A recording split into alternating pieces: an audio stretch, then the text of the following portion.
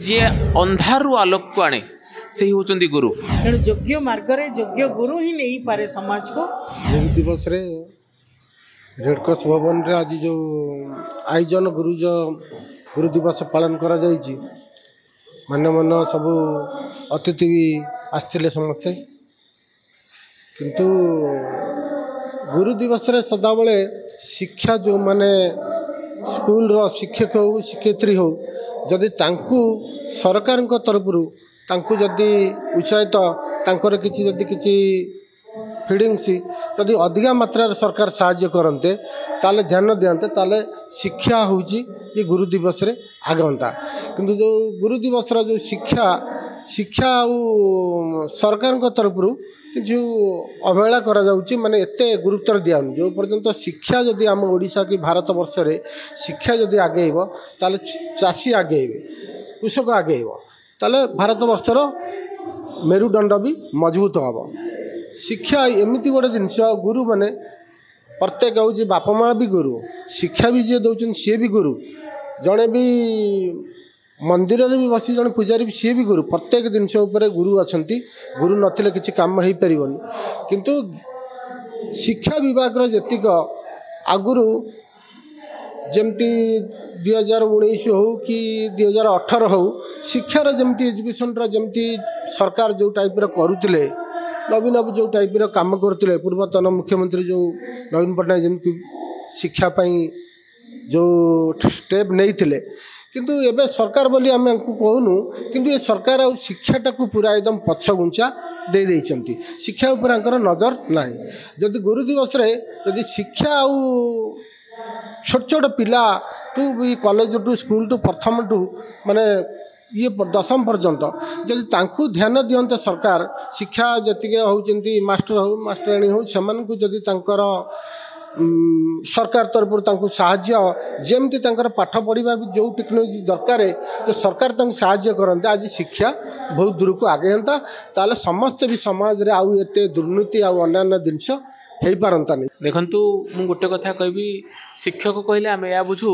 सी माने शिष्टाचार क्ष होची क्षमा आउ क होची कर्मठ। आमे जेतबेले छोट थिलु आमे सब बेले कहू गुरु दुई अक्षर बापा भी दुई अक्षर एवं माँ भी दुई अक्षर भगवान जिते दुई अक्षर शब्द तैयारी करछंती समस्त को सी सब बेले कहिसंती जे अंधारू आलोक को आने से ही होचंदी गुरु। एबे समाज जो दिगरे जाउची एबे भी समय रे मध्य बहुत अनेक भल गुरु अछंती किंतु आमे केवल गोटे जिनसर आवश्यकता अछि बापा माँ एवं गुरु जदि ये तीन जन निज निजर कर्तव्य ठीक ढंग से करती ताले समाज सुधरी जीव बोली मोर आशा विश्वास। आम समय आज भी आम मन रखीचु आमको जो मैंने पाठ पढ़ाई तेणु समाज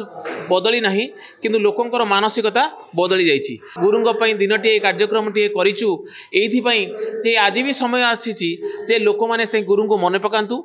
एवं जेमिति आमे बहु दिवसटी अच्छी सेमिति गुरुंग गोटे दिवसटे अच्छी एवं छात्र गोटे छात्र दिवसटी अच्छी तेणु से दिवसटी को मन पकाइवाई आज गुरुंग दिनटीए आम सब कहू गुरु ब्रह्मा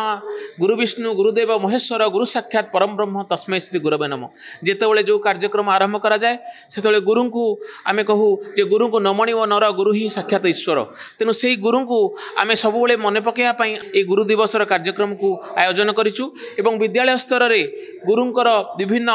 चित्रांकन प्रतियोगिता तथा भाषण प्रतियोगिता तथा